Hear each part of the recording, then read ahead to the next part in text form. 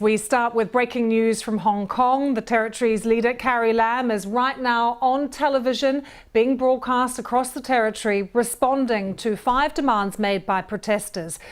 Remember, there has been 13 weeks of protest there, but the big news out of Hong Kong is that Carrie Lam has formally withdrawn that proposed extradition bill. It is the bill that sparked all of these protests. It would have allowed Hong Kong citizens to be sent to mainland China to face trial. Let's have a listen to Carrie Lam, who is on television right now. Income distribution, social justice and mobility, and opportunities for our young people, as well as how the public could be fully engaged in government's decision-making. We can discuss all these issues in our new dialogue platform. Fellow citizens, lingering violence is damaging the very foundations of our society, especially the rule of law. Some people, though not many, attacked the central government's office in Hong Kong and vandalized the national flag and national emblem. This is a direct challenge to one country, two systems. Both have put Hong Kong in a highly vulnerable and dangerous situation. Irrespective of our grievances or the depth of discontentment towards the government, we cannot agree or accept that violence is a solution to our problems. Our foremost priority now is to end violence, to safeguard the rule of law, and to restore order and safety in society.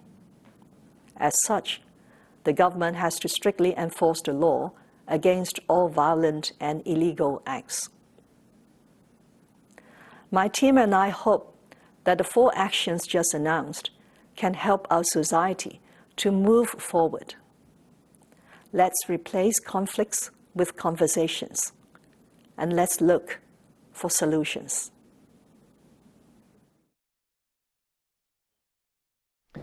That was a statement made by Carrie Lam, Hong Kong's chief executive, and she was just formally announcing the withdrawal of that controversial extradition bill that would have allowed Hong Kong citizens to be sent to mainland China for trial. It was one of the key demands of protesters. Remember, these massive protests taking place over the past 13 weeks or so. Many people just looking at social media, though, many of those protesters saying this is not enough. They have other demands now that they want to be met, and those demands and calls for change have been growing over the weeks of protest. So Carrie Lam attempted to address some of those as well. She said there would be no independent probe into police actions. Regarding the establishment of an independent probe, she said, we think we should not set up a commission of inquiry and should leave the case to the Independent Police Complaints Council. There's also been calls for an amnesty as well, granted to those who have been arrested during these weeks of protest. She addressed that as well, saying calls for amnesty are unacceptable to any city with the rule of law, and added that references to protests as riots have to be handled in accordance to prosecution guidelines. And then a key demand as well from one of the protesters that we've heard, one of the many demands, but a key demand from them is on universal suffrage. And on that, Carrie Lam said this should be debated pragmatically amid a peaceful atmosphere that will only otherwise further divide society. So Carrie Lam saying universal suffrage should be debated pragmatically, and there needs to be a peaceful atmosphere. It will further divide society. So calls there from Carrie Lam too to end violence and to safeguard the rule of law.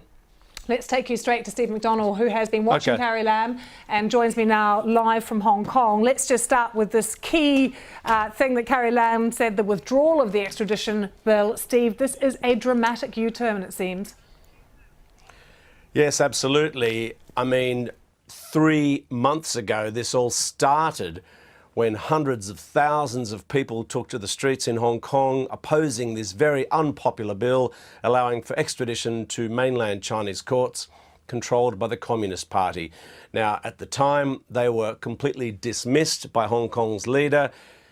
Fast forward to now, and we're seeing these weekly clashes on the streets with petrol bombs, rubber bullets and tear gas in this financial centre. And Carrie Lam, by her own reckoning, by her own judgment, says she's responsible for this unforgivable havoc, as she put it, to a meeting of business leaders. And now this humiliating back down for her and for Beijing.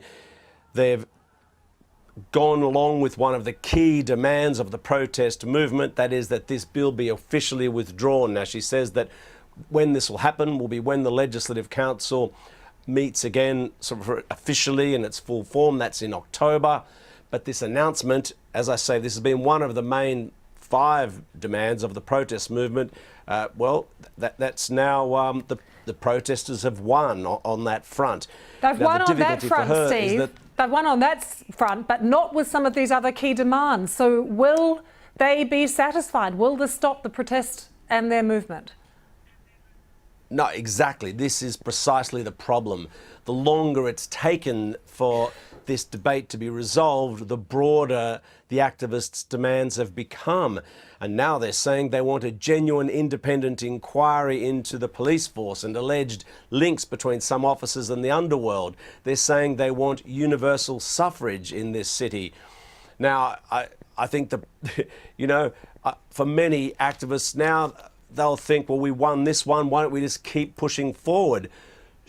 I think there may be certain elements of the movement, especially more peaceful, the broader elements of this movement might say, well, we've won that. That's really what we wanted in the first place. No need for us to go out there and march every week. But, there are tens of thousands of radicalised, hardline, mostly students prepared to get arrested. I don't think they will stop. They will just think, time to keep pushing forward and seeing if we can get a few or more of these demands met. Steve, I'm just looking at the 4 actions proposed by Carrie Lam. The government formally withdrawing the bill, obviously supporting the IPCC. Carrie Lam and her minister saying they're going to go out to communities to talk to them about their grievances and find solutions. An independent study will be conducted, she says, on the root causes of societal issues. All of this, I just wonder what the response will be to these actions. Well, having an independent inquiry, I guess it depends on the wording of it, is also one of their demands. Now, maybe by her calling it a study or something is a face-saving way of kind of going along with one of those demands. Perhaps that will help as well. I mean, you've had many in the business community here who've been saying to the government, why not withdraw the bill? You've said it's dead anyway, that you should have done this months ago. They've also said, why not have an inquiry? If you get, an independent observer, a judge or something to have an inquiry, what's wrong with that? So we'll just have to see what shape that inquiry takes, whether or not it's enough to satisfy those, many thousands of protesters who gather here every weekend, especially.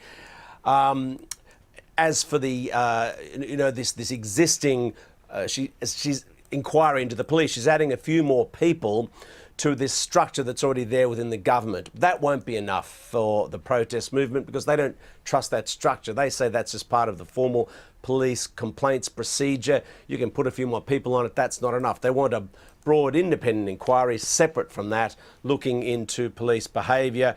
And, many would say an inquiry would be a good thing because actually it would quite potentially exonerate the police for a lot of the things they've been accused of, because people are also not seeing the violence that's been directed towards the police, the bricks that are thrown at them, the projectiles, which has led to some of the tough responses from the riot police.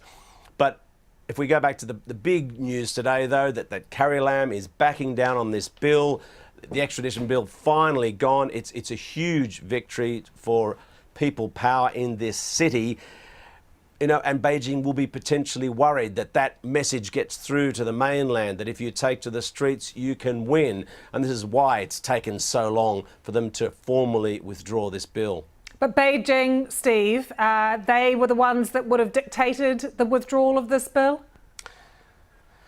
Well, there's been widespread speculation that the government here didn't have the authority to withdraw the bill, even if it wanted to. And this wasn't helped when a reporter asked Carrie Lam directly at a press conference, do you have the authority to withdraw the bill? She wouldn't answer the question. She was asked several times and wouldn't say that she did. So people have thought it's Beijing calling the shots anyway. And this leaked speech she gave to business figures seemed to be showing that as well. She said that she couldn't even step down if she wanted to. Now, later on, she's tried to say that that's because of pressure she's put on herself.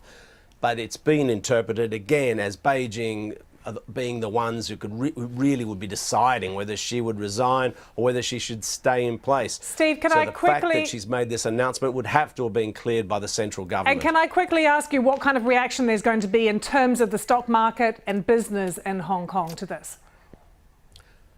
Well, business has been calling for the bill to be withdrawn. You have business chambers. I mean, for example, the Australian Business Chamber here was very clear, made a public statement saying that they should withdraw the bill and have an inquiry. You have many in the business community who've said that they're the two easiest things for the government to do to try and take the heat out of this. I think it'll be welcomed by the business sector. OK, Steve, good to see you. We'll talk to you again, I'm sure, throughout the evening in Hong Kong.